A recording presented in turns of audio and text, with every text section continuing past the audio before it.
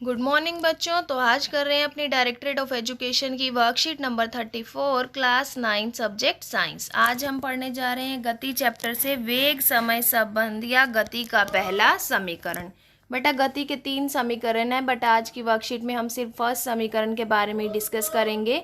तो देखते हैं ज्ञान ने जिज्ञासा दीदी से क्या पूछा।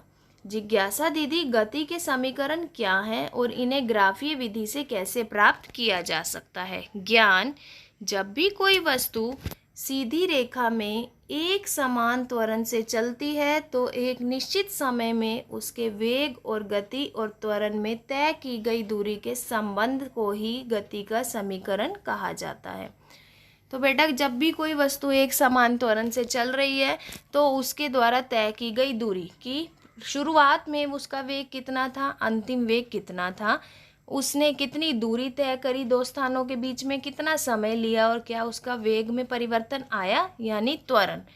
तो आपको ये सिंबल दिखाए गए हैं। u क्या होता है, वस्तु का प्रारंभिक वेग, v है अंतिम वेग, a है उसका त्वरण, s होती है दूरी और t क्या है, समय। आज हम पढ़ने वाले हैं प्यारे बच्चों गति का पहला समीकरण जो है v बराबर में u प्लस ए टी। गति का दूसरा समीकरण क्या होता है हमारा, s equals to u t plus half a t square. तीसरा होता है 2as बराबर में v square minus u square.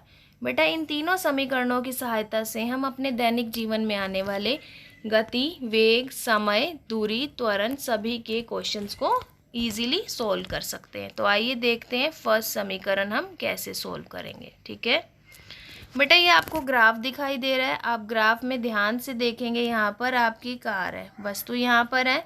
अब वस्तु जो है इतनी दूरी चली, यानी ये क्या हुआ, इसका प्रारंभिक वेग u कितने समय में गई, तो ये क्या हुआ, इसके द्वारा लिया गया समय। अब वस्तु ने अपना वेग बढ़ा दिया तो ये क्या हो गया बेटा, इसका त्वरण a। तो ये क्या है, अगर मैं इसके पैरेलल एक लाइन खींचती हूँ तो क्या बन गया, ये आयत बन गया। अगर ये u है तो ये भी क्या होगा बच्चे, u। ये t है तो ये क्या होगा, t। और ये जो है हमारा, ये पूरा का पूरा क्या होगा, v अंतिम वेग। तो ये पूरा क्या है हमारा अंतिम वेग। पहले उसका क्या था, प्रारंभिक वेग इतना u, और ये क्या है अंतिम वेग, यानी उसके त्वरण में बदलाव आया है। कितना बदलाव आया बेटा, हम वो यहाँ पर मेंशन करेंगे v माइनस यू। ठीक है, तो ग्राफ समझ आ गया आपको। क्या है, यहाँ पर हमारी वस्तु थी, प्रारंभ में वो यहाँ तक गई तो वो आ गया हमारे पास क्या, u। फिर उसके बाद उसने अपना वेग बढ़ाया और क्या आ गया हमारे पास, ये v। और ये क्या है बेटा हमारा समय, कितने समय में उसने दूरी तय करी। तो एक समान त्वरण से चल रही किसी भी वस्तु का ग्राफ ले लिया हमने। u जो है यहाँ पर 0 के बराबर नहीं है। आगे देखेंगे अब हम, आगे आपको इतना। अब जब भी बेटा हमें त्वरण निकालना होता है तो त्वरण का फॉर्मूला क्या होता है, पढ़ा था ना हमने, a बराबर में v माइनस यू। ये इसका मतलब क्या है, वेग में परिवर्तन, अंतिम वेग माइनस प्रारंभिक वेग, अंतिम वेग माइनस प्रारंभिक वेग। ये आ गया हमारे पास। कितने समय में हो रहा है बेटा, वो t समय में हो रहा है। तो अगर मैं t को यहाँ पर ऊपर ले आती हूँ तो क्या बन जाएगा ये समीकरण हमारा, v minus u equals to a t। देखा आपने यहाँ पर। सबसे पहले हम बताएंगे यहाँ पर कि हमारा प्रारंभिक वेग क्या है u, अंतिम वेग क्या है v। परिवर्तन कितना हुआ बेटा, v माइनस यू बटा t। और वेग में परिवर्तन को क्या बोला जाता है बच्चे, त्वरण। तो यहाँ से हमारा पहला समीकरण आ गया, v माइनस यू बराबर में ए टी। या आप इसको और भी कुछ लिख सकते हैं, क्या लिख सकते हैं हम इसको, v बराबर में u प्लस ए टी। ठीक है बच्चे, तो इस तरह से ग्राफ की विधि से हमने पहला समीकरण निकाल लिया। अब आप क्वेश्चन देखिए, किसी भी चलती बस पर ब्रेक लगाने पर विपरीत दिशा में इतना त्वरण आता है, अगर बस ब्रेक लगाने के बाद 2 सेकंड का समय ले तो प्रारंभिक वेग बताइए। तो बेटा यहाँ पर त्वरण आपको दिया हुआ है विपरीत दिशा में, तो ए क्या होगा आपका -6। ब्रेक लग चुकी है, गाड़ी रुक गई है, यानी अंतिम वेग कितना हो गया 0 और टाइम क्या है 2 सेकेंड। अभी हमने फर्स्ट समीकरण निकाला है v बराबर में u + at।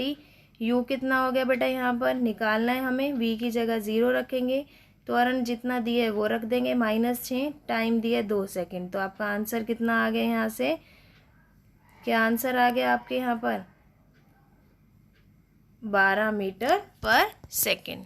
ठीक है बेटा, तो चलिए अब हम इसका अभ्यास करते हैं। गति के 3 समीकरण लिखिए। तो पहले का आंसर गति के 3 समीकरण, बेटा ये तीनों समीकरण आपको दिए हुए हैं, तो ये आपका फर्स्ट क्वेश्चन का आंसर हो चुका है। ठीक है, आगे देखिए। गति के पहले समीकरण को वेग समय ग्राफ की सहायता से दर्शाइए। तो आपने क्या करना है बच्चे, यहाँ पर ये पूरा का पूरा आपने सोल्व करना है, लिखना है सेकंड के आंसर में, और साथ ही साथ आपने ये ग्राफ भी बनाना है। ठीक है,